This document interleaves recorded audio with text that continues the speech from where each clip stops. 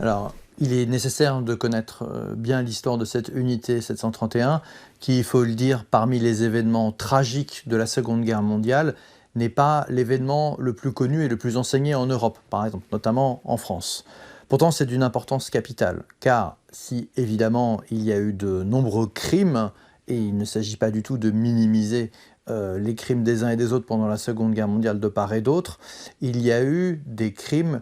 si je puis dire, bien plus horribles que d'autres, et des expérimentations sur des êtres humains bien plus atroces que d'autres, et cette unité en fait partie. Lorsqu'on enseigne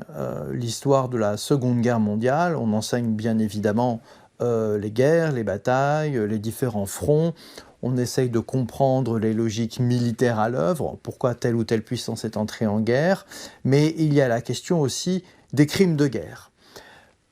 En Europe, bien évidemment, nous sommes souvent focalisés sur les crimes de guerre nazis, les crimes de guerre commis par l'Allemagne nazie, mais parmi les crimes les plus atroces qui ont été faits pendant la Seconde Guerre mondiale, il y a effectivement les crimes de l'armée japonaise, en Chine et en Mandchourie tout particulièrement.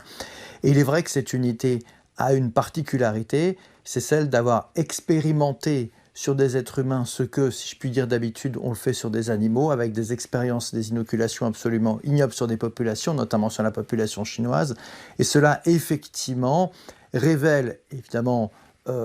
toute l'horreur de la Seconde Guerre mondiale, mais révèle la spécificité aussi des crimes de l'armée japonaise et du gouvernement japonais à l'égard de la Chine, qui a mis beaucoup de temps à reconnaître ces crimes et qui, pour partie, encore aujourd'hui, ne les reconnaît pas. Le Japon considérant finalement qu'un certain nombre de pays en Asie devaient être colonisés et soumis totalement aux autorités japonaises. C'est un projet colonial qu'on peut rapprocher d'autres projets coloniaux dans d'autres endroits du monde. L'idée était d'annihiler toute résistance, éventuellement de mettre en place un gouvernement chinois, mais totalement soumis au Japon. Alors, de très nombreux crimes ont été menés pendant la Seconde Guerre mondiale. On a pour habitude de rappeler que si les horreurs des nazis sont incomparables,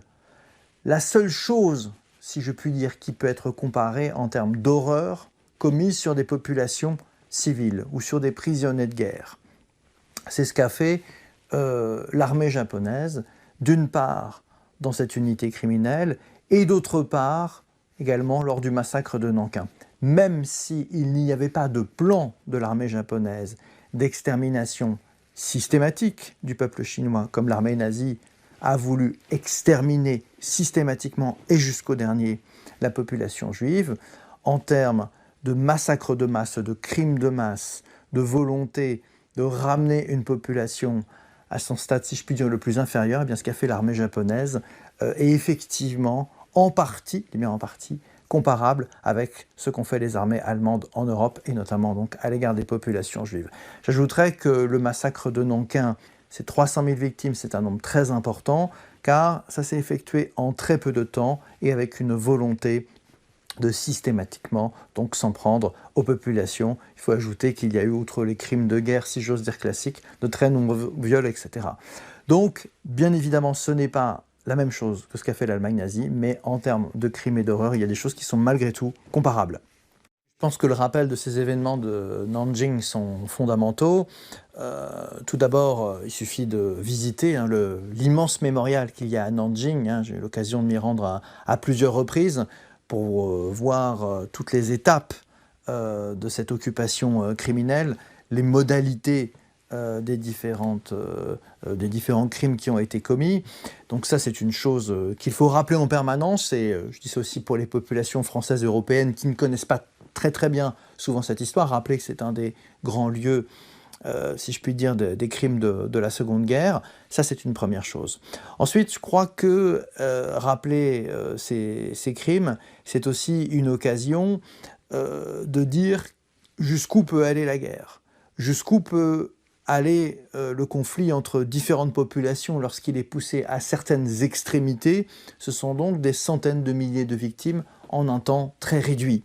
Le gouvernement japonais, lui, n'a pas fait d'excuses, ou en tout cas très peu et très feutré sur certains aspects de la Seconde Guerre mondiale, et il faut espérer que la commémoration